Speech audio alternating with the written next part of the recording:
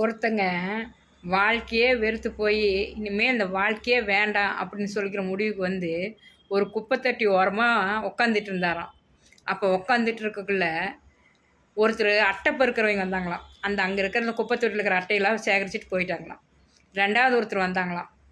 இந்த பாட்டில் உடஞ்ச பாட்டிலெல்லாம் இந்த குப்பை தொட்டியில் இருந்ததான் அதை எடுத்துகிட்டு போனாங்களாம். சரிங்களா. மூணாவது உடஞ்ச இந்த பிளாஸ்டிக் பொருளெல்லாம் இருக்கும் பார்த்தீங்களா, அதெல்லாம் சேகரிச்சுட்டு போயிட்டாங்களாம். மூன்றாவது அந்த பக்கமாக ஒரு நாய் வந்ததான். அந்த குப்பை தொட்டியில் இருக்கிற இலையில போட்டிருக்கிற அந்த சாப்பாடு, மிச்சமான சாப்பாடெல்லாம் சாப்பிட்டு அது பசி ஆறிட்டு போயிடுச்சான். அப்புறம் அஞ்சாவதாக ஒரு பசுமாடு வந்துதான். அந்த இலையெல்லாம் எடுத்து உணவு இது பண்ணி அந்த சாப்பிட்டுட்டு பசி ஆறிட்டு போயிடுச்சான். அப்போ தான் அந்த மனிதனுக்கு ஒரு ஞான உதயம் மாதிரி இருந்துச்சான். இந்த குப்பையில் இருக்கிற பொருளை பொறுக்கியே இத்தனை பேர் உயிர் வாழக்கூடாது, நாம் ஏன் உயிர் வாழக்கூடாது அப்படின்னு அவனுக்கு ஞானோதயம் பிறந்துச்சான்.